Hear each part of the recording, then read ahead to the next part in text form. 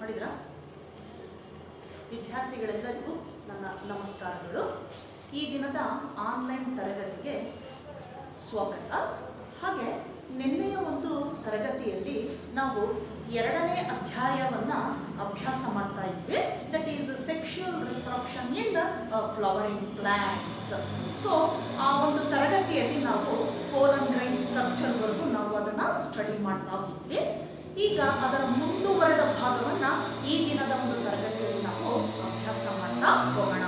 So let me discuss about the viability of pollen grain.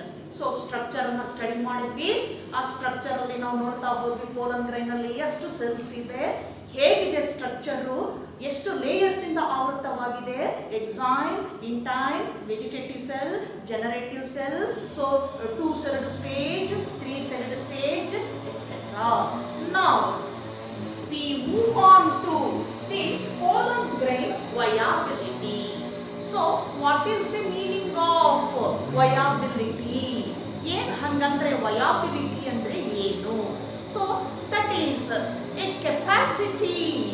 So pollen grains retaining the capacity to germinate. So ಹಾಗಂದ್ರೆ ಏನಪ್ಪ ಅಂತಂದ್ರೆ pollen grains ಏನ್ ಮಾಡುತ್ತೆ, germinate ಆಗುವಂತಹ ಒಂದು ಸಾಮರ್ಥ್ಯವನ್ನ ಹಾಗೆ ಉಳಿಸ್ಕೊಳ್ತಕ್ಕಂತಹ ಸ್ಥಿತಿಯನ್ನ ವಯಾಬಿಲಿಟಿ ಅಂತ ನಾವು ಕರೀತೇವೆ. So during an adverse condition pollen grains remaining that condition, that capacity, that is viability to germinate.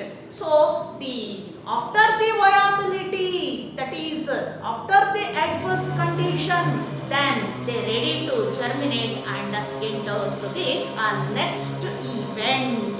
ಮುಂದಿನ ಈವೆಂಟ್ಗೆ ಹೋಗುತ್ತೆ. ಸೊ ವಯಾಬಿಲಿಟಿ ಅಂದ್ರೆ ಅರ್ಥ ಆಯ್ತಲ್ಲ, viability nothing but a capacity. So pollen grains retaining a capacity to generate ಅಥವಾ or germinate. So ಈ ಒಂದು condition ಅನ್ನ ನಾವು ವಯಾಬಿಲಿಟಿ ಅಂತ ಕರೀತೇವೆ. So in angiosperms or flowering plants, pollen grain viability is differ in different plants or species. So it is vary from 2 weeks or a month or 6 months or a year or year after years or so many years. So ಈ viability ಅನ್ನುವಂತಹ duration ಏನಿದೆ, ಆ capacity ಉಳಿಸಿಕೊಳ್ಳುವಂತ capacity, so it may be 2 weeks 2 ವಾರ ಇರಬಹುದು, or 1 month 1 ತಿಂಗಳಿರಬಹುದು, or 3 months 3 ತಿಂಗಳಿರಬಹುದು, or 1 year 1 ವರ್ಷ ಇರಬಹುದು, ಆರ್ ಸೋ ಮೆನಿ ಇಯರ್ಸ್ ಅನೇಕ ವರ್ಷಗಳವರೆಗೆ ಉಳಿಸಿಕೊಳ್ಳುವಂಥದ್ದು. That is, so pollen grains viable for the next event, that is, so that enters to the next event. So it consists or composed of certain things. That is, the pollen grains viability is very depends on the factors like humidity and temperature. ಈ viability condition ಉಳಿಸ್ಕೊಳ್ಳುತ್ತಲ್ಲ, ಇದು ಯಾವುದಕ್ಕೆ ಅನುಗುಣವಾಗಿ ಅಂದಾಗ temperature ಮತ್ತೆ ತೇವಾಂಶ, ಇದಕ್ಕೆ ಅನುಗುಣವಾಗಿ ಏನಾಗುತ್ತೆ ಆ ಒಂದು ಕೆಪಾಸಿಟಿಯನ್ನ ಅದು ಉಳಿಸ್ಕೊಳ್ತದೆ. For example, in case of wheat or rice, so the pollen grain viability is that is about 3 months. ಎಷ್ಟಿರುತ್ತೆ ಅದು ವಯಾಬಿಲಿಟಿ? 3 ತಿಂಗಳಿರ್ತದೆ. ಸೊ ಹೀಗೆ ನಾವು ನೋಡ್ತಾ ಹೋಗ್ತಿವೆ pollen grain viability ಏನಾಗಿದೆ. So wheat or rice or in some other plants, so viability, so that extends from 3 months to 6 months, 6 months to a year and years, so many years. ಹೀಗೆ ಏನಾಗುತ್ತೆ ಅದು extend ಆಗ್ತಾ ಹೋಗ್ತದೆ. So that capacity, that is pollen grain retaining that capacity so to germinate in the next event. ಮುಂದಿನ ಒಂದು event ಅಲ್ಲಿ ಏನಾಗುತ್ತೆ ಅದು ಜರ್ಮಿನೇಟ್ ಆಗ್ತದೆ. Then ready to go for the fertilisation event ಏನಾಗುತ್ತೆ ಅದು ರೆಡಿ ಆಗುವಂಥದ್ದು. So in advanced technology here pollen grains are also the useful plants collect pollen grains and stored in the banks. That banks called, that is pollen banks anta kariteve. So these banks nothing but semen banks anta ಹೇಳ್ತೇವೆ. Human beings ಅಲ್ಲಿ ಅಥವಾ ಇನ್ನು ಬೇರೆ ಪ್ರಾಣಿಗಳಲ್ಲಿ ಈ ಒಂದು sperms ಅನ್ನ ಏನ್ ಮಾಡ್ತಾರೆ, ಕಲೆಕ್ಟ್ ಮಾಡ್ಕೊಳ್ತಾರೆ. ಸೊ ಯಾವ ಒಂದು ಫೀಮೇಲು ಇನ್ಫರ್ಟೈಲ್ ಆಗಿರ್ತದೋ, ಸೊ ಅದಕ್ಕೆ ಗರ್ಭ ಧರಿಸುವಂತಹ ಸಾಮರ್ಥ್ಯವನ್ನು ಕಳ್ಕೊಂಡಿರ್ತದೋ ಅಂತ ಸಂದರ್ಭದಲ್ಲಿ ಆರ್ಟಿಫಿಷಿಯಲ್ ಇನ್ಸೆಮಿನೇಷನ್ ಅಂತ ಕರಿತೇವೆ. ಈ ಒಂದು ಏನು ಸೆಮೆನ್ ಬ್ಯಾಂಕ್ಸ್ ಅಂತ ಏನಿದೆ, ಆ ಒಂದು ಸೆಮೆನ್ ಬ್ಯಾಂಕ್ಸ್ ಅಲ್ಲಿ ಸೊ ದೇ ಸ್ಟೋರ್ಡ್ ಸ್ಪರ್ಮ್ಸ್ ಅಂತ ಕರಿತೀವಿ. ಸ್ಪರ್ಮ್ಸ್ ಅನ್ನ ಸ್ಟೋರ್ ಮಾಡಿರ್ತಾರೆ under the suitable condition. So ಆ ಸ್ಪರ್ಮ್ಸ್ ಅನ್ನ ಏನ್ ಮಾಡ್ತಾರೆ, ಆರ್ಟಿಫಿಷಿಯಲ್ ಆಗಿ ಇನ್ಸೆಮಿನೇಷನ್ ಅನ್ನ ಅಲ್ಲಿ ಮಾಡಲಾಗ್ತದೆ. ಸೊ ಆ ಏನ್ ಫೀಮೇಲ್ ಇದೆ ನೆಕ್ಸ್ಟ್ ಏನಾಗುತ್ತೆ, ಬಿಕಮ್ ಫರ್ಟೈಲ್ ಆಗುವಂತ ಚಾನ್ಸಸ್ ಇರುತ್ತದೆ. ಸೊ ಸಿಮಿಲರ್ ಅದೇ ಟೈಪ್ ಆಗಿ ಏನಾಗಿರ್ತದೆ, ಇಲ್ಲಿ ಪೋಲನ್ ಗ್ರೈನ್ಸ್ ಅನ್ನು ಕೂಡ ಏನ್ ಮಾಡ್ತಾರೆ, ಉತ್ತಮವಾಗಿರ್ತಕ್ಕಂಥ ಒಂದು ಪ್ಲಾಂಟ್ಸ್ ಏನಿದೆ, ಸೊ ಆ ಒಂದು ಯೂಸ್ಫುಲ್ ಪ್ಲಾಂಟ್ಸ್ ಆಗಿರ್ಬೋದು ಅಥವಾ ವ್ಯಾಲ್ಯೂಬಲ್ ಪ್ಲಾಂಟ್ಸ್ ಆಗಿರ್ಬೋದು, ಅವುಗಳ ಪೋಲನ್ ಗ್ರೈನ್ಸ್ ಅನ್ನ ಏನ್ ಮಾಡ್ತಾರೆ, ಈ ಸೆಮೆನ್ ಅನ್ನ ಹೇಗೆ ಸಂಗ್ರಹಿಸ್ತಾರೋ ಸ್ಪರ್ಮ್ಸ್ ಅನ್ನ ಅದೇ ರೀತಿನಲ್ಲಿ ಏನ್ ಮಾಡ್ತಾರೆ, ಇದನ್ನ ಪೋಲನ್ ಗ್ರೈನ್ಸ್ ಅನ್ನು ಕೂಡ ಅಲ್ಲಿ ಸ್ಟೋರೇಜ್ ಮಾಡಲಾಗ್ತದೆ. ಸೊ ಅಂತ ಬ್ಯಾಂಕ್ಸ್ ಅನ್ನ ಏನಂತ ಕರೀತಾರೆ, ಅಲ್ಲಿ ಪೋಲನ್ ಬ್ಯಾಂಕ್ಸ್ ಅಂತ ಕರಿತೇವೆ. ಸಿಮಿಲರ್ ಟು ಸೆಮೆನ್ ಬ್ಯಾಂಕ್ಸ್ ಅಂತ ಕರಿತೇವೆ. So next, this is the a brief summary of pollen viability. Coming to the properties of pollen grains. ಏನು ಗುಣವನ್ನ ಹೊಂದಿದೆ ಇದು pollen grains, ಎಂತಹ ಒಂದು ನೇಚರ್ ಇದೆ ಅದರಲ್ಲಿ ಅಂತ. So some pollen grains cause allergies to humans. ಏನ್ ಮಾಡುತ್ತೆ ಪೋಲನ್ ಗ್ರೈನ್ಸ್, ಹ್ಯೂಮನ್ ಬೀಯಿಂಗ್ಸ್ ಅಲ್ಲಿ ಅಲರ್ಜಿಯನ್ನ ಉಂಟು ಮಾಡುತ್ತದೆ pollen grains, because they have some allergens. ಅಲರ್ಜಿಯನ್ನ ಕಾಸ್ ಮಾಡುವಂತಹ ವಸ್ತುಗಳನ್ನ ಅಲರ್ಜನ್ಸ್ ಅಂತ ಕರಿತೇವೆ.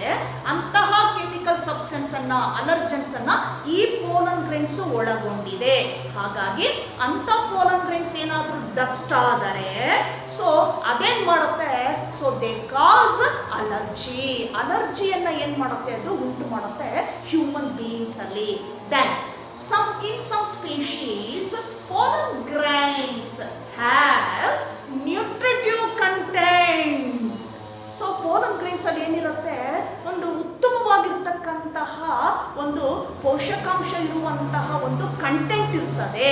ಹಾಗಾಗಿ ಸೊ ಅಂತಹ ಪೋಲನ್ ಗ್ರೈನ್ಸ್ ಅನ್ನ ಏನ್ ಮಾಡ್ತಾರೆ, so they used as the pollen syrup, as they used in the form of pollen tablets or pollen syrup because of the contamination of that nutritive content. So ಆ nutritive content ಇರೋದ್ರಿಂದ ಏನ್ ಮಾಡ್ತಾರೆ, ಅದನ್ನ ಈ pollen syrup ಆಗಿ, pollen tablet ಆಗಿ ಏನ್ ಮಾಡ್ತಾ ಇದ್ದಾರೆ, ಅದನ್ನ ಸೊ ಡೈಲಿ ಅದನ್ನ ತೆಗೆದುಕೊಳ್ತಾ ಬರ್ತಾ ಇದ್ದಾರೆ. So in western countries they used pollen tablets, pollen syrup regularly. So ಪ್ರತಿದಿನ ಅದನ್ನ ಸೇವಿಸ್ತಾ ಬರ್ತಾ ಇದ್ದಾರೆ. ಅದರಲ್ಲಿ ಸಾಕಷ್ಟು ಒಂದು ನ್ಯೂಟ್ರಿಯೆಂಟ್ ಕಂಟೆಂಟ್ ಇರೋದ್ರಿಂದ.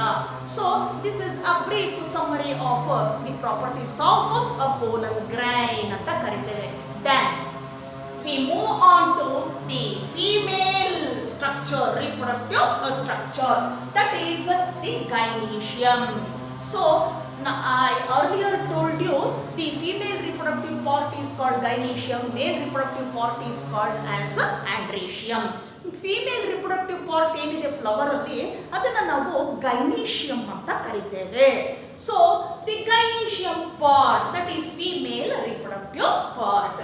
Gynoecium part consists of pistil ಅಂತ ಕರೀತೇವೆ. So this is the long tubular slender structure called the pistil. ಅಲ್ಲಿ ನಾವು ನೋಡಿದ್ವಿ ಸ್ಟೇಮನ್ ಅಂಡ್ ಆಂಥರ್ಸ್ ಅಂತ ಕರೀತೀವಿ. ಸೊ ಸ್ಟೇಮನ್ ಸ್ಟ್ರಕ್ಚರ್ ಅಲ್ಲಿ ಏನ್ ನೋಡ್ತೀವಿ, filament, tubular structure is called filament, then anthers, lobed structure. So similarly, so the long structure, tube-like structure called pistil. So gynoecium consists of pistil. ಉದ್ದ ಇರ್ತಕ್ಕಂಥ part ಅನ್ನ pistil ಅಂತ ಕರೀತೇವೆ. Now pistil consists of stigma, style and ovary. ಈ pistil ಒಳಗಡೆ ಮತ್ತೇನು ಭಾಗಗಳಿದ್ದಾವೆ ಅಂದಾಗ stigma ಇದೆ ಮೇಲ್ಗಡೆ ಆಂಟೀರಿಯರ್ ಪೊಸಿಷನ್ ಅಲ್ಲಿ, ದೆನ್ ಒಂದು ತಿನ್ನಗಿರ್ತಕ್ಕಂತಹ ಒಂದು ಟ್ಯೂಬ್ ಲೈಕ್ ಸ್ಟ್ರಕ್ಚರ್ ನೋಡ್ತಿದೀವಿ ನಾವು, long slender tubular structure, that is style ಅಂತ ಕರೀತೇವೆ. Then the basal part is ovary. Ovary attached to the thalamus. So ಹೀಗೆ ನಾವು ಪಿಸ್ಟಿಲ್ ಭಾಗವನ್ನ ನೋಡ್ತಾ ಹೋಗ್ತೇವೆ. In some species, so pistil is a single part. So pistil ಒಂದೇ ಇರುತ್ತೆ, ಒಂದೇ ಈ ತರ ಟ್ಯೂಬ್ ಲೈಕ್ ಸ್ಟ್ರಕ್ಚರ್ ಅನ್ನ ನಾವು ನೋಡ್ತೇವೆ, that is single ಅಂತ ಕರೀತೇವೆ. So that type is called as monocarpellary. That means single pistil. ಅರ್ಥ ಆಯ್ತಲ್ವಾ? ಒಂದೇ ಪಿಸ್ಟಿಲ್ ಇತ್ತು ಅಂತಂದ್ರೆ ಆ ಕಂಡೀಷನ್ ಅನ್ನ ಏನಂತ ಕರಿತೀವಿ, monocarpellary ಅಂತ ಕರೀತೇವೆ. ಒಂದಿದೆ, mono means single ಅಂತ ಹೇಳ್ತೇವೆ. Then in some species, so pistil that is divides into number of branches. ಅನೇಕ ಬ್ರಾಂಚಸ್ ಗಳನ್ನ ಹೊಂದಿರುತ್ತದೆ. 2 or 3 or 4 or many. 2 ಇರಬಹುದು, 3 ಆಗಿರಬಹುದು, 4 ಇರಬಹುದು, ಅಥವಾ ಹೆಚ್ಚಿನ ಒಂದು ನಂಬರ್ಸ್ ಅಲ್ಲಿ ಆ ಬ್ರಾಂಚಸ್ ಅನ್ನ ಹೊಂದಿರುತ್ತೆ. So these branches are called, so these split parts called carpels ಅಂತ ಕರೀತೇವೆ. ಏನು ಆ ಬ್ರಾಂಚ್ ಆಗಿದೆ, ಬ್ರಾಂಚ್ಡ್ ಆಗಿದೆ, ಸೊ ಆ ಸಣ್ಣ ಸಣ್ಣ ಸ್ಪ್ಲಿಟ್ ಪಾರ್ಟ್ಸ್ ಇದೆಯಲ್ಲ ಅದನ್ನ ನಾವು ಕಾರ್ಪೆಲ್ಸ್ ಅಂತ ಕರೀತೇವೆ. So such a condition, that is pistil divides into 2, 3 or 4 carpels or many carpels. So such a condition is called as multicarpellary. So ಏನ್ ಹಾಗಂದ್ರೆ ಮಲ್ಟಿ ಅಂತಂದ್ರೆ ಮೆನಿ ಅಂತ ಕರಿತೇವೆ. So composed of many carpels. ಒಂದೊಂದು ಏನಿದೆ structure unit ಅನ್ನ carpel ಅಂತ ಕರಿತೀವಿ, ತುಂಬಾ ಇರೋದ್ರಿಂದ ಕಾರ್ಪೆಲ್ಸ್ ಅಂತ ಕರಿತೇವೆ. ಸೊ ಪಿಸ್ಟಿಲ್ ಒಂದೇ ಇತ್ತು ಅಂದಾಗ ನಾವು ಮೊನೋಕಾರ್ಪೆಲರಿ ಅಂತ ಕರಿತೇವೆ. ಅದು ಸ್ಪ್ಲಿಟ್ ಆಗಿ ಅನೇಕ ಬ್ರಾಂಚಸ್ ಇಂದ ಕೂಡಿತ್ತು ಅಂದಾಗ ಅದನ್ನು ನಾವು multicarpellary. That is pistil is branched, so that a condition is called multicarpellary. Many carpels, it has many carpels. Monocarpellary, pistil is single, ಒಂದೇ ಒಂದಿರ್ತದೆ. So that is monocarpellary, only one carpel ಅಂತ ಕರೀತೇವೆ. Coming to the condition, if the carpels are fused in some species. ಏನು ಈ carpels ಗಳಿದೆ, ಆ branched unit ಏನಿದೆ ಇದೇನಾಗಿರುತ್ತೆ, ಕೆಲವು ಸ್ಪೀಶೀಸ್ ಅಲ್ಲಿ ಕೂಡ್ಕೊಂಡಿರುತ್ತೆ, ಸೆಪರೇಟ್ ಆಗಿರೋದಿಲ್ಲ, ಫ್ಯೂಸ್ ಆಗಿರುತ್ತೆ. So that fused condition is called as syncarpous ಅಂತ ಕರಿತೇವೆ. ಸಿನ್ ಅಂದ್ರೆ ಕೂಡ್ಕೊಳ್ಳೋದು, ಫ್ಯೂಷನ್ ಅಂತ ಹೇಳ್ತೇವೆ, ಸಿಂಕಾರ್ಪಸ್ ಅಂತ ಕರಿತೇವೆ. ಈ ತರ ಫ್ಯೂಸ್ ಆಗಿರುತ್ತೆ. So in some species the carpels are free. ಏನಾಗಿರುತ್ತೆ, ಒಂದು ಮತ್ತೊಂದಕ್ಕೆ ಕೂಡ್ಕೊಂಡಿರೋದಿಲ್ಲ, ಪ್ರತಿಯೊಂದು ಕೂಡ ಏನಾಗಿರುತ್ತೆ, ಫ್ರೀ ಆಗಿರುತ್ತೆ. So that the free nature of carpels are called apocarpous. See the conditions ಅಲ್ವಾ, ಒಂದು ಕೂಡ್ಕೊಂಡಿದ್ರೆ ಸಿಂಕಾರ್ಪಸ್ ಅಂತ ಹೇಳೋಣ, ಎಲ್ಲ ಕಾರ್ಪೆಲ್ಸ್ ಬಿಡಿ ಬಿಡಿ ಆಗಿದ್ರೆ ಅದನ್ನ ಎಪೋಕಾರ್ಪಸ್ ಅಂತ ನಾವು ಕರಿತೇವೆ. ಸೊ ಎಪೋಕಾರ್ಪಸ್ ಗೆ ಉದಾಹರಣೆ ನಿಮ್ಮ ಟೆಕ್ಸ್ಟ್ ಬುಕ್ ಅಲ್ಲಿ ಕೊಟ್ಟಿದ್ದಾರೆ, ಮೈಕೇಲಿಯಾ ಚಂಪಕ ಅಂತ ಕರಿತೇವೆ. ಮೈಕೇಲಿಯಾ ಚಂಪಕ, ದಟ್ ಈಸ್ ಸಂಪಿಗೆ ಹೂವು ಇನ್ ಕನ್ನಡ, ಕನ್ನಡದಲ್ಲಿ ಸಂಪಿಗೆ ಹೂವು ಅಂತ ಕರಿತೇವೆ. ಸೊ ಇದು ದಟ್ ಈಸ್ ಪೆಪಾವರ್ ಅಂತ ಹೇಳ್ತೇವೆ. ಪೆಪಾವರ್ ಪ್ಲಾಂಟ್ ಅಲ್ಲಿ ಸಿಂಕಾರ್ಪಸ್ ಇದೆ. So this is the structure in gynoecium part. So gynoecium part as a pistil, ಗೊತ್ತಾಗ್ತಿದೆಯಲ್ಲ. So pistil consist of stigma, style, ovary. Ovary attached to the thalamus. Then the condition. So single pistil, that is monocarpellary. Now it is branched multicarpellary. So carpels are fused, syncarpus. If carpels are free, that is apocarpus ಅಂತ ಕರೀತೇವೆ. Then we move on to the next one, that is the structure of an anatropous ovule. So in the ovary, here stigma. So this is the landing site for pollination. Stigma ಅನ್ನೋದು ಏನಾಗಿದೆ ಅಂದ್ರೆ ಮುಂದೆ ಪರಾಗಸ್ಪರ್ಶ ಕ್ರಿಯೆಗೆ ಏನಾಗಿದೆ, pollen grains ಬಂದು ಅಲ್ಲಿ ಕೂತ್ಕೊಳ್ಳುತ್ತೆ, landing ಆಗ್ತದೆ ಎಲ್ಲಿ, ಸ್ಟಿಗ್ಮಾ ಮೇಲೆ. ಹಾಗಾಗಿ ಲ್ಯಾಂಡಿಂಗ್ ಸೈಟ್ ಫಾರ್ ಪಾಲಿನೇಷನ್ ಅಂತ ಹೇಳ್ತೇವೆ. Then this tubular structure is called style ಅಂತ ಕರೀತೇವೆ. Then the basal part is ovary. So inside the ovary we see a number of locules or chambers. So chambers, if it is 1 or 2 or 3 or many. So this chamber is called locule. Ovary ಒಳಭಾಗವನ್ನು dissect ಮಾಡಿ ನಾವು ನೋಡಿದಾಗ ಅನೇಕ ಲಾಕ್ಯೂಲ್ಸ್ chambers ಅನ್ನ ನಾವು ನೋಡ್ತೇವೆ. ಆ ಒಂದೊಂದು ಚೇಂಬರ್ ನ ಏನಂತ ಕರೆಯೋಣ, ಲಾಕ್ಯೂಲ್ ಅಂತ ಕರಿತೀವಿ. Here in this locule where the ovule is attached. ಅಲ್ಲೇನಾಗಿರುತ್ತೆ ಲಾಕ್ಯೂಲ್ ಒಳಗಡೆ. ಸೊ ದಿಸ್ ಈಸ್ ಓವ್ಯೂಲ್ ಅಂತ ಕರಿತೇವೆ. ಇದನ್ನೇನಂತ ಹೇಳ್ತೀವಿ ನಾವು, ಓವ್ಯೂಲ್ ಅಂತ ಕರಿತೇವೆ.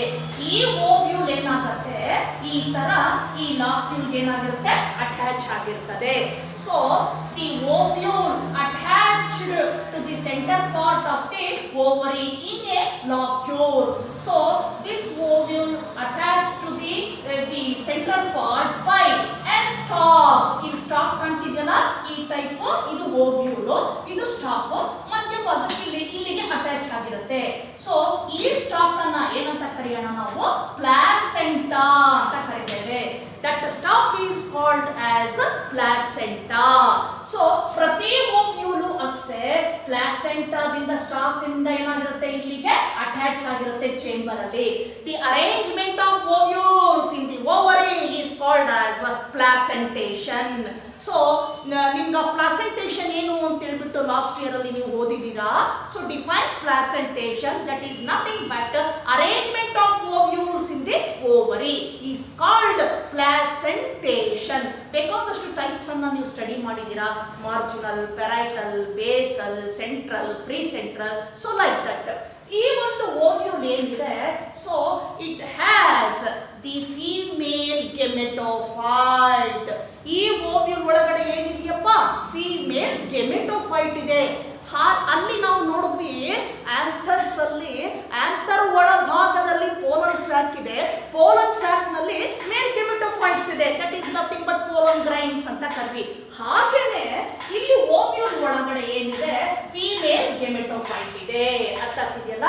ನಾವು coming to the structure of an anatropous ovule. ಈಗ ಬರೋಣ, ಆ ಓವರಿ ಒಳಗಿರ್ತಕ್ಕಂಥ ಒಂದು ಓವ್ಯೂಲ್ ಏನಿದೆ, ಆ ಓವ್ಯೂಲ್ ನ ರಚನೆ ಹೇಗಿದೆ ಅನ್ನೋದನ್ನ ನಾವಿಲ್ಲಿ ಸ್ಟಡಿ ಮಾಡ್ತಾ ಹೋಗೋಣ. So this is the diagrammatic representation of the anatropous ovule ಅಂತ ಕರೀತೇವೆ. And look at this diagram. So ovule has the opening at the anterior side. ಇಲ್ಲಿ ನೋಡಿ, ಮೇಲ್ಭಾಗದಲ್ಲಿ ಒಂದು ಓಪನಿಂಗ್ ಅನ್ನ ನಾವು ನೋಡ್ತೇವೆ. So that opening, that is called funicle, nothing but a stalk ಅಂತ ಕರಿತೇವೆ. So this attached to the placenta. ಏನು ಈ ಪ್ಲಾಸೆಂಟಾಗೆ ಈ ಓವ್ಯೂಲ್ ಅಟ್ಯಾಚ್ ಆಗುತ್ತಲ್ಲ, ಈ ಜಂಕ್ಷನ್, ಈ ಭಾಗ, that is the basal part.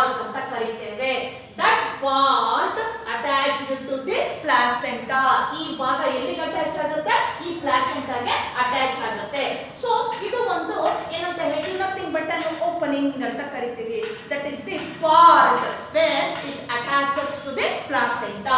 So that part is called funicle ಅಂತ ಕರಿತೇವೆ. ಅದನ್ನು ನಾವು ಫುನಿಕಲ್ ಅಂತ ಕರಿತೇವೆ. Then here there is a junction between the funicle and the inner parts. ಒಳಭಾಗಕ್ಕೆ ಮತ್ತೆ ಫುನಿಕಲ್ಗೆ ಜೋಡಿಸುವಂತಹ ಒಂದು ಜಂಕ್ಷನ್ ಕಾಣ್ತಾ ಇದೆ, ಅರ್ಥ ಆಗ್ತಿದೆಯಲ್ಲ. So that junction is called hilum ಅಂತ ಕರಿತೇವೆ. ಆ ಜಂಕ್ಷನ್ ಅನ್ನ ಏನಂತ ಕರೆಯೋಣ ನಾವು? ಹೈಲಮ್ ಅಂತ ಕರಿತೇವೆ. ಇದು ಅಟ್ಯಾಚ್ ಆಗಿರ್ತಕ್ಕಂತಹ ಯಾವುದಕ್ಕೆ ಪ್ಲಾಸೆಂಟಲ್ ಅಟ್ಯಾಚ್ ಆಗಿರುವಂತಹ ಪಾರ್ಟ್ ಇದು. ಸೊ ಬೇಸಲ್ ಪಾರ್ಟ್ ಇದು ಫುನಿಕಲ್ ಅಂತ ಕರಿತೇವೆ. ನೆಕ್ಸ್ಟ್ ಈ ಒಂದು ಜಂಕ್ಷನ್ ಅನ್ನ ಹೈಲಮ್ ಅಂತ ಕರಿತೇವೆ. Then ovule has outer integument and inner integument. So bounded by two layers, protective layers, outer integument, inner integument. ಎರಡು ಲೇಯರ್ ಇದೆ. Then beneath the inner integument, so this part is called nucellus, very important part of an ovule. ಎರಡು integument ಆದ್ಮೇಲೆ ಒಳಗೆ ಬರುವಂತಹ ಈ ಭಾಗ ಏನಿದೆ ಇದನ್ನ ನಾವು ನ್ಯೂಸೆಲಸ್ ಅಂತ ಕರಿತೇವೆ. So here in this part has the reserve food material. ಈ ಪಾರ್ಟ್ ಅಲ್ಲಿ ಏನಿರುತ್ತೆ? ರಿಸರ್ವ್ ಫುಡ್ ಮಟೀರಿಯಲ್ ಇರ್ತದೆ. ಸೊ ದಟ್ ಮಟೀರಿಯಲ್ ನರಿಷಸ್ ಏನ್ ಮಾಡುತ್ತೆ? ಅದು ಎಂಬ್ರಿಯೋ ಸ್ಯಾಕ್ ಅನ್ನ ನರಿಶ್ ಮಾಡ್ತಾ ಹೋಗುತ್ತೆ. That is the during the time of maturity. ಏನು ಈ ಒಂದು ಫುಡ್ ಮಟೀರಿಯಲ್ ಇದೆ that nourishes the developing embryo, that is embryo sack ಅಂತ ಕರಿತೇವೆ. So the inner most part that is called as embryo sack. Look at this, ಒಳಗೆ ಕಾಣ್ತಾ ಇದೆಯಲ್ಲ, ಇದನ್ನ ನಾವೇನಂತ ಕರಿತೀವಿ? Embryo sack. So that is nothing but female gametophyte. ಅದೇ ಮುಂದೆ ನಾವೇನಂತ ಕನ್ಸಿಡರ್ ಮಾಡ್ತೀವಿ? ಫೀಮೇಲ್ ಗೆಮೆಟೋಫೈಟ್ ಅಂತ ಕರಿತೇವೆ. ಅರ್ಥ ಆಗ್ತಿದೆಯಲ್ಲ? So this is the structure of an anatropous ovule. So this diagram is very important for board examination. So they may ask this diagram for 5 marks. 5 marks ಗೆ ಏನು ಮಾಡ್ತಾರೆ? ಈ ಒಂದು ಡಯಾಗ್ರಾಮ್ ಅನ್ನ ಕೇಳ್ತಾರೆ. ಸೊ ಎಕ್ಸ್ಪೆಕ್ಟೆಡ್ ಕ್ವಶನ್ ಬರುವಂತಹ ಒಂದು diagram ಇದು. Now we move on to the megasporogenesis. Megasporogenesis. Now, so in a ovule, ಅರ್ಥ ಆಗ್ತಿದೆಯಲ್ಲ? ಈ ovule ಸ್ಟ್ರಕ್ಚರ್ ಅಲ್ಲಿ ನೋಡಿದ್ವಿ. ಇಲ್ಲಿ so each ovule termed as megasporangium ಅಂತ ಕರಿತೇವೆ. ಸೊ ನಾನು ಲಾಸ್ಟ್ ಕ್ಲಾಸ್ ಅಲ್ಲಿ ಹೇಳಿದೆ ಮೈಕ್ರೋಸ್ಪೊರಾಂಜಿಯಂ. ಆಂಥರ್ ಅಲ್ಲಿ ಏನಾಗಿರುತ್ತೆ? ಬೈಲೋಬ್ ಸ್ಟ್ರಕ್ಚರ್ ಓಪನ್ ಮಾಡಿದಾಗ ಒಂದೊಂದು ಲೋಬ್ನದ್ದು 2 ಪೋಲನ್ ಸ್ಯಾಕ್ ಇದೆ. ಒಂದೊಂದು pollen sack nothing but ಮೈಕ್ರೋಸ್ಪೊರಾಂಜಿಯಂ singular. ಅದೇ ರೀತಿ ಒಂದು ಓವ್ಯೂಲ್ ಅನ್ನ ನಾವು ಏನಂತ ಕನ್ಸಿಡರ್ ಮಾಡೋಣಪ್ಪ? ಅದನ್ನ ಮೆಗಾಸ್ಪೊರಾಂಜಿಯಂ ಅಂತ ಕರಿತೇವೆ. ಒಂದು ಮೆಗಾಸ್ಪೊರಾಂಜಿಯಂ ಏನಿದೆ ಈಗ ನೋಡೋಣ ಹೇಗಿರುತ್ತೆ ಮೆಗಾಸ್ಪೊರಾಂಜಿಯಂ ಅಲ್ಲಿ ಇರ್ತೇನೆ ಅಂತ.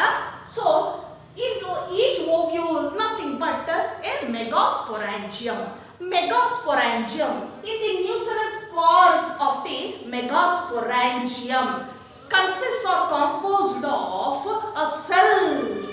So these cells nothing but after that these cells reduce to a single. ಏನಾಗುತ್ತೆ?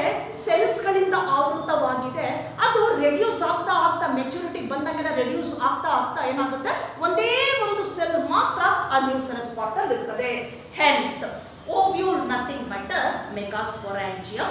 Inside the megasporangium at nucellus part the one megaspore mother cell is present. So ಈ ನ್ಯೂಸೆಲಸ್ ಪಾರ್ಟ್ ಅಲ್ಲಿ ಎಷ್ಟು ಇದು ಮದರ್ ಸೆಲ್ ಇದೆ? ಮೆಗಾಸ್ಪೋರ್ ಮದರ್ ಸೆಲ್ ಇದೆ. ಒಂದು megaspore mother cell ಅನ್ನು ಮಾತ್ರ ನೋಡ್ತೀವಿ. ಇನ್ ಆಂಥರ್ ಅಲ್ಲಿ plenty of microspores are there. MMC ಅಂತ ಕರಿತೀವಿ ಆರ್ PMC ಅಂತ ಕರಿತೀವಿ. pollen mother cell or microspore mother cell. Just like here ಒಂದೇ ಒಂದನ್ನ ನೋಡ್ತೀವಿ ನಾವು. ಇದನ್ನ ಏನಂತ ಕರೆಯೋಣ?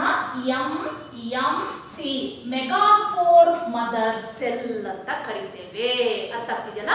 ನಾವು coming to the, so what is the meaning of megasporogenesis? That is, it is defined as formation of mature embryo sac from megaspore mother cell. In other words, formation of the megaspore from megaspore mother cell is called megasporogenesis. Now, MMC later, so it divides. ಏನಾಗುತ್ತೆ? ಇದು divide ಆಗ್ತಾ ಹೋಗ್ತದೆ. Divides mitotically. ಏನಾಗುತ್ತೆ? ಅದು divide ಆಗ್ತಾ ಹೋಗ್ತಾ ಏನಾಗುತ್ತೆ? Give rise two cells, two megaspores ಆಗುತ್ತೆ. Then later it give rise 3 cells. Then later it give rise 4 megaspores. 4 megaspores ಅನ್ನ ಕೊಡ್ತಾ ಹೋಗ್ತದೆ.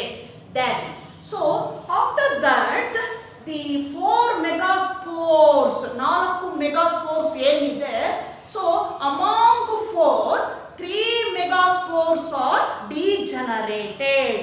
So only 1 megaspore that become developed into a mature embryo sac, that is female gametophyte.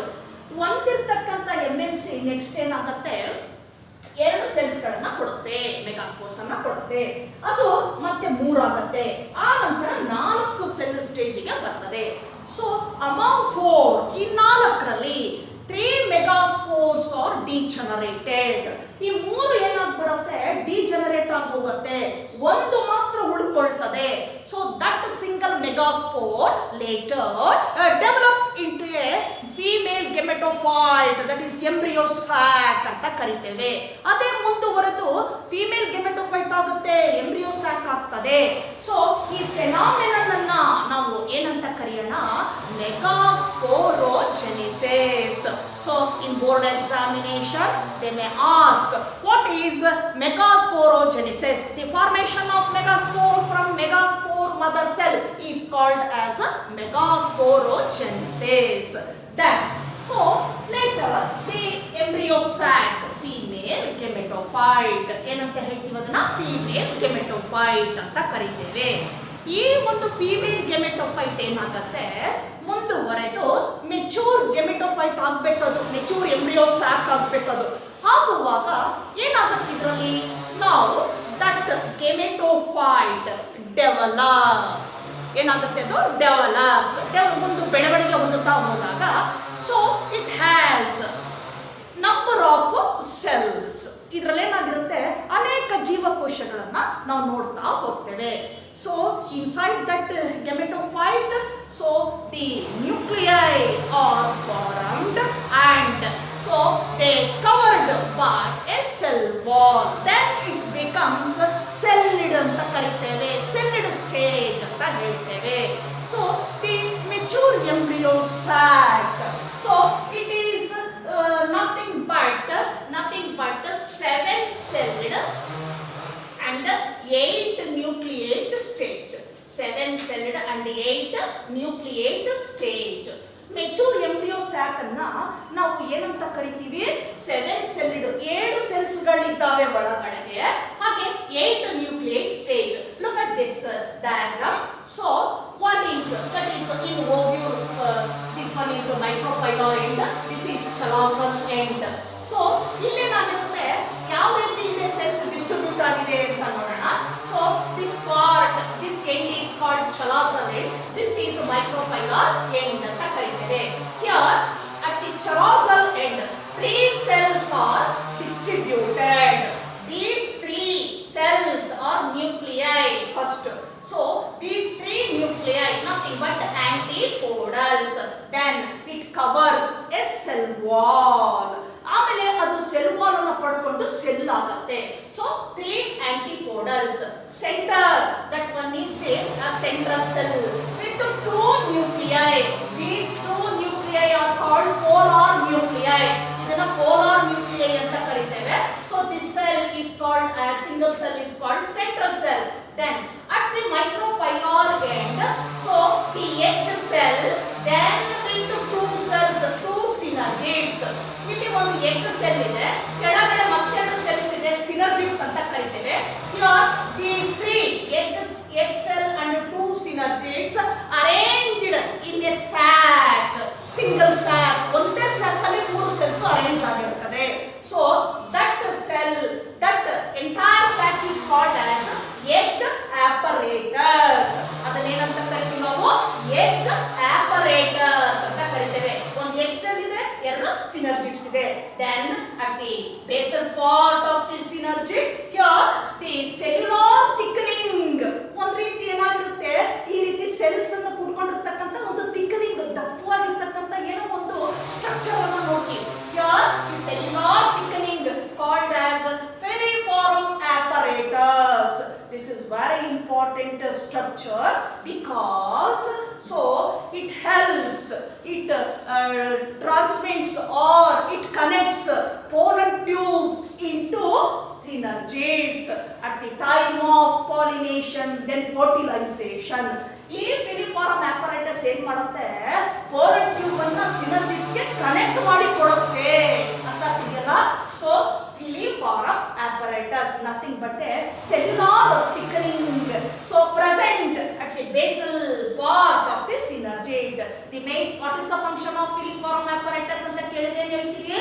So the main function of filiform apparatus is so that connects pollen tubes into the synergids. Pollen tubes ಇಂದ ಏನು ಮಾಡುತ್ತೆ, ಅದು synergid ಒಳಗಡೆಗೆ ಸೇರಿಸಿ ಕೊಡುತ್ತದೆ. So these are the 7 celled stage here. So among these 7 cells, the larger one is central cell. ದೊಡ್ಡದಾಗಿರ್ತಕ್ಕಂಥದ್ದು ಯಾವುದು? Central cell. ಅದು ಯಾವುದದು ನಾವೇನಂತ ಕರಿತೀವಿ ಅದನ್ನ? So central cell with 2 nuclei, polar nuclei ಅಂತ ಕರಿತೀವಿ. ಎಲ್ಲ ಸೆಲ್ಗಳಿಗಿಂತ ದೊಡ್ಡದಾಗಿರ್ತಕ್ಕಂಥದ್ದು. ಈಗ ನಾವು ಕೌಂಟ್ ಮಾಡಿದಾಗ ಎಷ್ಟು ನ್ಯೂಕ್ಲಿಯೈ ಇದೆ ನೋಡೋಣ. 1 2 3 ಆಂಟಿಕೋಡಲ್ಸ್ ಅಲ್ಲಿ 3 ಸೆಲ್ ಅಲ್ಲಿ 3 ಇದೆ. ಬಟ್ ಇಲ್ಲಿಗೆ ಬಂದಾಗ, ಮಧ್ಯಭಾಗಕ್ಕೆ ಬಂದಾಗ, ಸೆಂಟ್ರಲ್ ಸೆಲ್ಗೆ ಬಂದಾಗ it has 2 nuclei, polar nuclei, but these two surrounded by a single wall. ಒಂದೇ ಸೆಲ್ ವಾಲ್ ಇಂದ ಸರೌಂಡ್ ಆಗಿದೆ, ಅದು ಎನ್ಕ್ಲೋಸ್ ಆಗಿದೆ. ಹಾಗಾಗಿ ಒಂದು ಸೆಲ್ ಆಗುತ್ತೆ ಇದು. ಅರ್ಥ ಆಗ್ತಿದೆಯಲ್ಲ? That is central cell, egg cell, 2 synergids. Count ಮಾಡಿ. 1 2 3 4 5 6 and 7 cell. So 7 cell. ಈಗ ನ್ಯೂಕ್ಲಿಯೈ ಕೌಂಟ್ ಮಾಡ್ತಾ ಬನ್ನಿ. 1 2 3 4 5 6 7 and 8. So the mature embryo sac, female gametophyte, nothing but 7 celled and 8 nucleate stage in plants ಅಂತ ಕರೀತೇವೆ. So this is a brief summary. Female gametophyte, that one is the embryo sac. So this is enough for today's class. Then we take up the next, I will take the pollination in next class.